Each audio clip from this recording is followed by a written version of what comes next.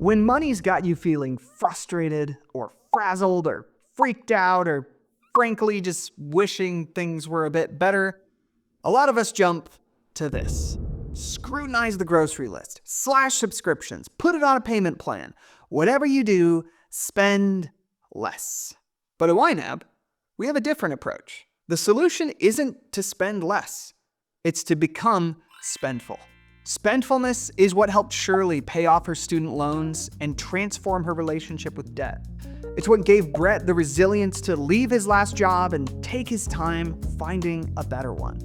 It's what not only got Roberto and Lena on the same page with money, but has actually made them feel closer. And it's why YNABers saved $6,000 on average in their first year of using YNAB. So what is spendfulness? How do you do it? At its core, spendfulness is aligning how you spend your money with the life you actually want to live. And I know that sounds a little whoa, but hear me out. It's not wishful thinking. It's not making money magically appear. It's bringing new awareness and intention to the way you spend your money. And you'll know when you're spendful because you'll feel a lot more confident when you spend and a lot more content with how you've spent. Think about the last time you felt that way. The last time you said to yourself, that was money well spent. Remember how that felt? Why is that such a rare feeling? Why do so many of us actually feel the opposite? That money isn't a source of joy or contentment, but that at best it's a drag, and at worst it's this specter of stress and anxiety that casts a shadow over us anytime we buy anything. Why do we feel that way? Because when you spend, you're not just spending your money. You're spending your life. Think about what you give to earn money. You give time you could be spending with loved ones. You give energy you could be spending on one of your passions. You give your attention, you give your sleep, and so much more. You give all that, and in return, you get this thing called money. All that effort, all that energy gets transferred into those dollars, waiting to be spent on something. It's kind of like a garden. You prepare the soil, clear out the weeds, plant the seeds, scoop the mulch, water, all that stuff, because you're trying to make something bloom. So what happens when you feel like nothing is blooming? When you're doing all that work and your money isn't getting you any closer to the life you actually want to live? You feel dissonance. You're giving so much over here, and all you got is metaphorical crabgrass. But what if you started spending your money as intentionally as you spend your time? As intentionally as you invest in your relationships or your health? If money is really just your blood, sweat, and tears stored into dollars, then it is as important as all of those things. And here's the great news. You can start being spendful right now. How? Well, I want you to imagine taking all the money you own, the dollars in your bank account, your wallet, all the money you have right now, and dumping it out on the kitchen table. And I want you to see that pile of cash for what it is. A representation of your time and energy, your life, you. And then I want you to give every dollar a job. This practice, what we call the YNAB method, is simple, but it's life-changing.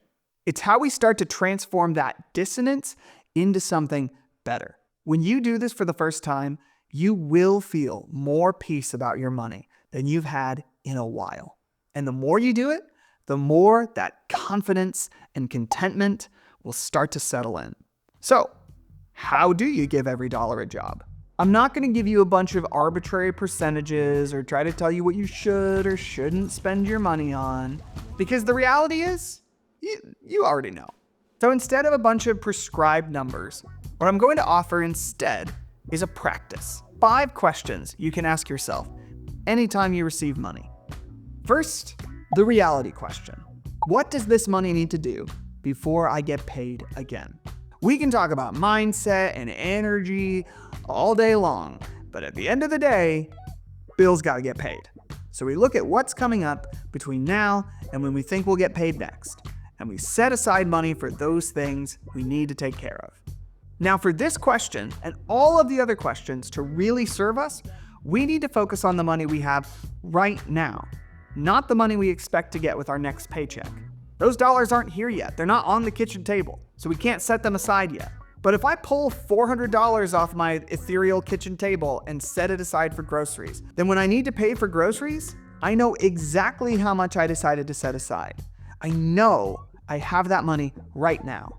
And I know I'm not stealing money from some other priority. I can buy an absolute hoard of groceries without wondering if I'm setting back the family hiking trip. That's my first step towards spendful confidence. Having clarity about how much money I have and deciding how I'm going to spend it before I actually spend it. Without that, nothing else we do here is really going to stick. So we cover our bills, our necessities, the stuff that we need with the dollars we have. Once we've done that, we move to the stability question.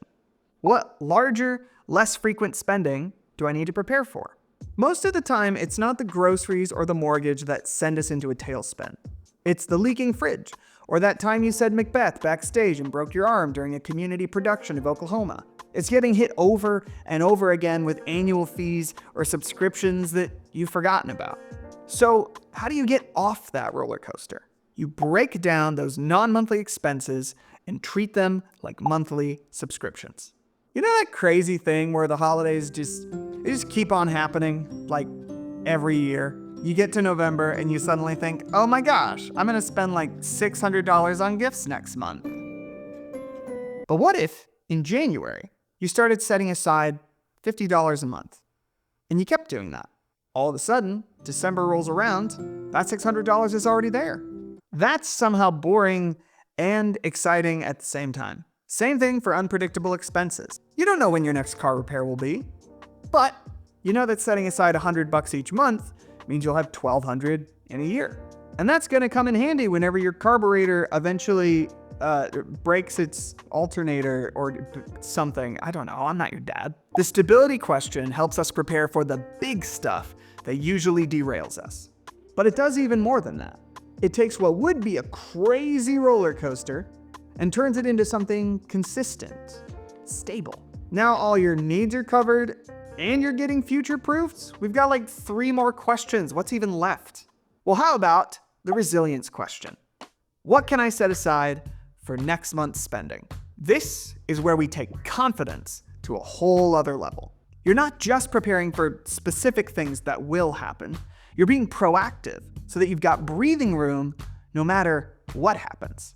You're moving toward a reality where it doesn't actually matter when your paycheck gets here because everything you need this month is already covered. And if something big comes up, you got a whole month lined up to give you time to adapt. So if you've covered this month's needs and you've put money toward those non-monthly expenses, then anything left over can be set aside for next month. As you go, you'll find more and more of your money getting put toward the future until all of this month's paychecks are being put toward next month's expenses. Now, this can take a while, and that's okay. YNABers on average need around 4 to 6 months to get a full month ahead. And for some, it can be a year or more. But having money set aside for even just 1 or 2 bills next month is a great feeling. Every dollar you send into the future is expanding that breathing room. Do this consistently, and you'll eventually find yourself a full month ahead. And getting a full month ahead is where spendfulness really starts to click for a lot of people. Because they're no longer being driven by the next bill. They're no longer living paycheck to paycheck. They have the peace of mind that comes with flexibility and breathing room. Now, my personal favorite, the creation question. What goals, large or small, do I want to prioritize? This is the fun one. Because of everything else you're doing with the other 3 questions, you can set aside money for joys, like coffee with your sister or collecting ceramic unicorns, without worrying that you're somehow sabotaging yourself. But not just that. You know when you see something awesome and you think, man, I wish I could afford that. Maybe you can.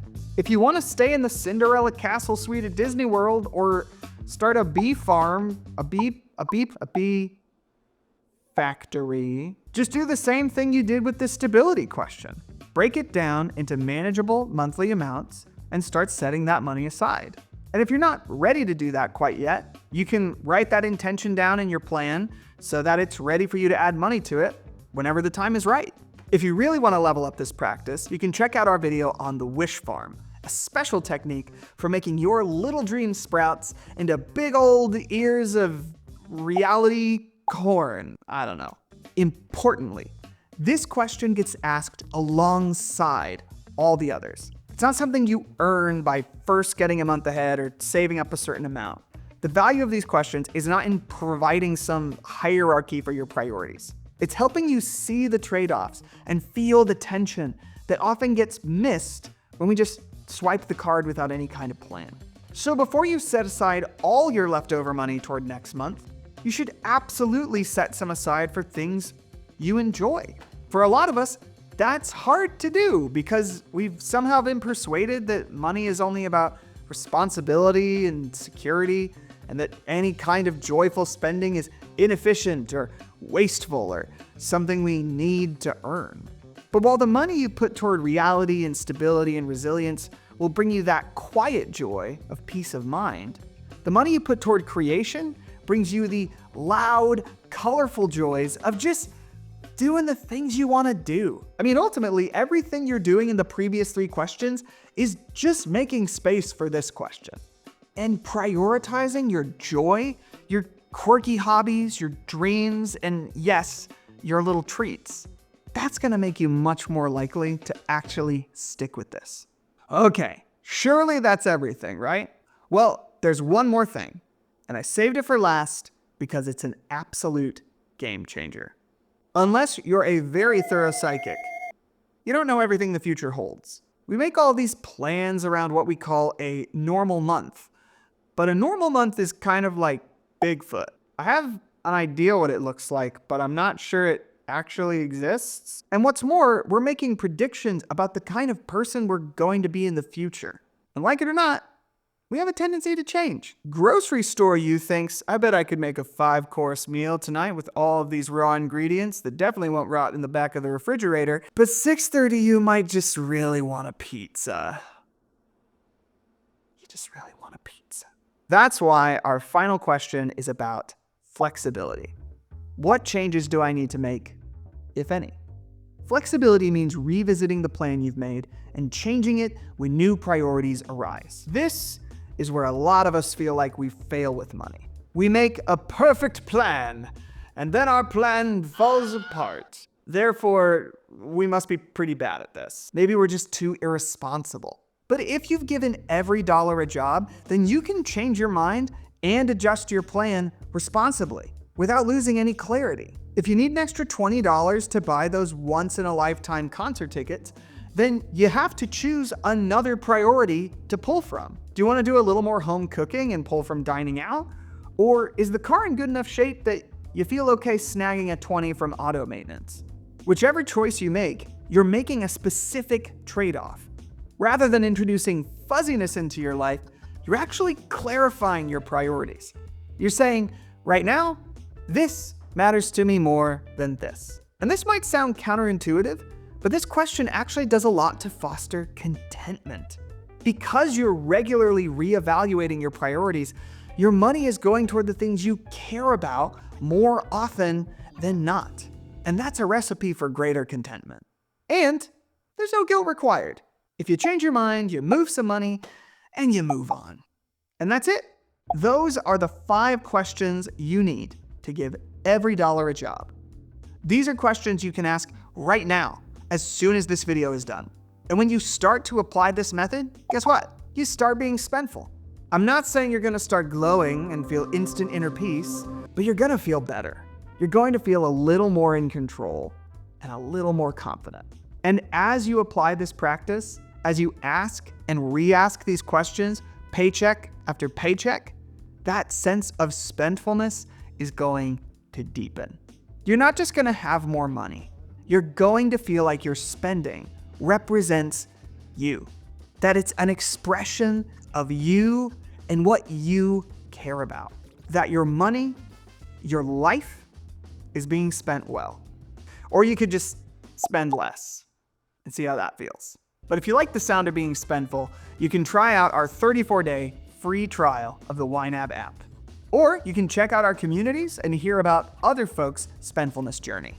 Speaking for all of us at YNAB, we're so excited to help you with every step of your journey toward confidence and contentment.